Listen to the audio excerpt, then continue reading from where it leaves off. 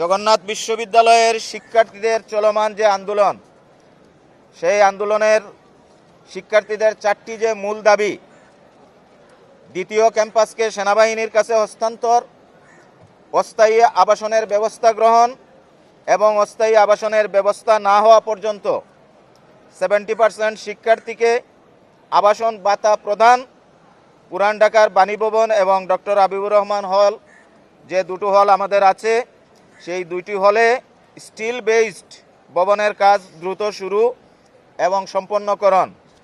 এই 4টি যে দাবি, এই 4টি দাবির প্রতি শিক্ষক সমিতি সর্বাত্মক একাত্মতা পোষণ করছে। তারই অংশ হিসাবে আপনারা সবাই জানেন, আমাদের এখানে ক্যাম্পাস সাংবাদিক যারা আছেন, গতকাল আমাদের শিক্ষার্থীরা যে অনশনের ডাক দিয়েছিল, আমরা সমিতির পক্ষ থেকে সেই গণ অনশনে আমরা অংশগ্রহণ করেছি এবং গতকালকেও আমরা আমাদের পক্ষ থেকে আমাদের সর্বাত্মক একাত্মতা পোষণ করেছি। এই আন্দোলন যতদিন পর্যন্ত সফল না হবে, আমাদের শিক্ষার্থীদের এই যৌক্তিক এই আন্দোলন শিক্ষক সমিতির পক্ষ থেকে দ্ব্যর্থহীন কণ্ঠে আমরা এখানে ঘোষণা করছি, আমরা এই আন্দোলনের সাথেই আছি।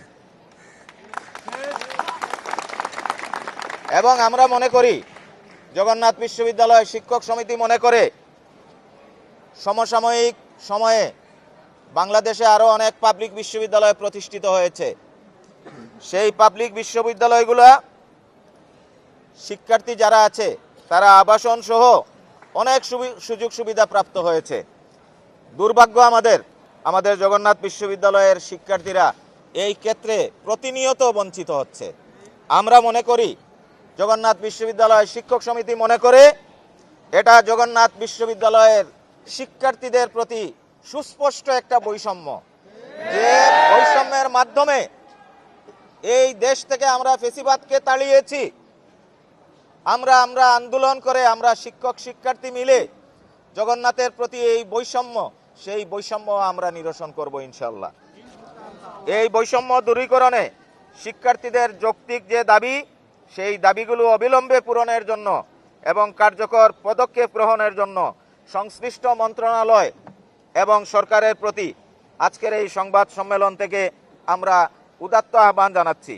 এবং আমাদের যে সমস্ত শিক্ষার্থী কালকে অনশন করতে গিয়ে অসুস্থ হয়েছে, তাদের চিকিৎসার সম্পূর্ণ ব্যয়ভার যাতে বিশ্ববিদ্যালয় প্রশাসন ব্যয়ভার বহন করে, আমরা ইতিমধ্যে কথা বলেছি এবং তার ব্যবস্থা পূর্ণাঙ্গ রূপে সেটা করতে হবে।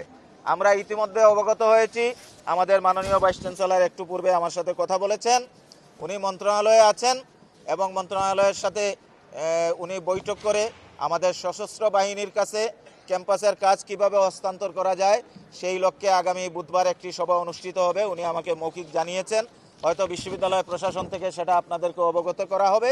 তো আমাদের বক্তব্য অত্যন্ত সুস্পষ্ট, প্রতিবার আন্দোলন হয় আবার আন্দোলন থেমে যায়, এবারের এই আন্দোলন যেন শেষ আন্দোলন হয় এবং এইটা সফল না হওয়া পর্যন্ত আমরা শিক্ষক সমিতির যারা দায়িত্বে আছি, আমরা আমাদের শিক্ষার্থীদের পাশে থাকব।